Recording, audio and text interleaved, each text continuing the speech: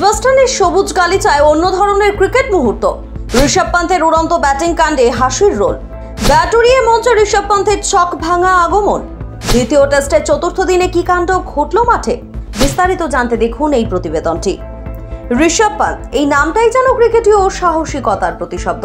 যে ব্যাটার নিজস্ব স্টাইলে প্রতিটি বলের উত্তর খোঁজেন সাহস, উদ্ভাবনী শক্তি আর খোলা হাতে খেলার মানসিকতায়, তার কাছে প্রচলিত ক্রিকেট ব্যাকরণের কোনো স্থায়ী স্থান নেই।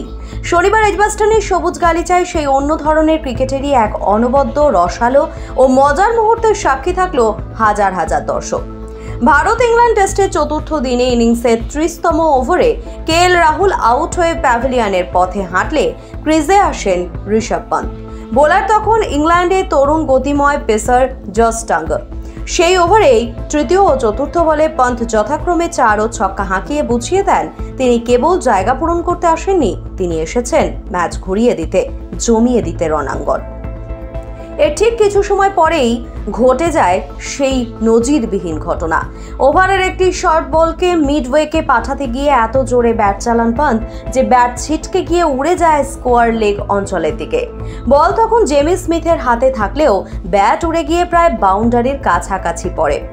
ইংল্যান্ডের এক ফিল্ডার ছুটে গিয়ে ব্যাটটি কুড়িয়ে পান্থকে ফিরিয়ে দেন।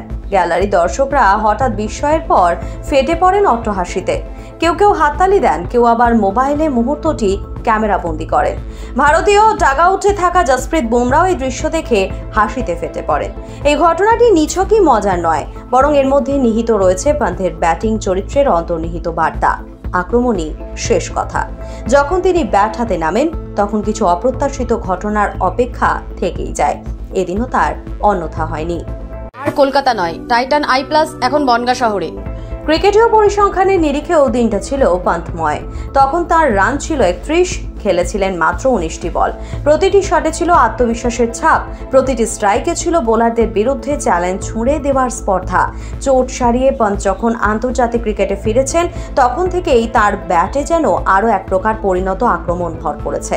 শনিবারের উড়ন্ত ব্যাটকাণ্ড নিছক একটা ঘটনা নয়, তা একদিকে যেমন বিনোদনের মুহূর্ত তৈরি করে, তেমনি অন্যদিকে পান্থের নির্ভীক ক্রিকেট মনোভাবের প্রমাণও দেয়। এজবাস্টনের সেই বিকেলে ব্যাট উড়েছিল ঠিকই, তবে তা যেন উড়িয়ে দিয়েছিল ক্রিকেট প্রেমীদের মনের ক্লান্তি আর ফিরিয়ে দিয়েছিল ক্রিকেটের সেই পুরনো আনন্দ, যেখানে খেলা শুধু ফলাফলের নয়, তা হয়ে ওঠে এক অনির্দেশ্য নাট্যপ্রবাহ। ब्यूरो रिपोर्ट, ई समकालीन। ये टाइटन का सनग्लास है एंड इसमें पावर्ड लेंस भी लगा सकते हैं। আর কলকাতা নয়, টাইটান আই প্লাস এখন বনগাঁ শহরে। চক্ষু পরীক্ষা সহ সানগ্লাস, কন্টাক্ট লেন্স পাওয়া যাচ্ছে বনগাঁর যশোর রোডের নিজস্ব শোরুমে।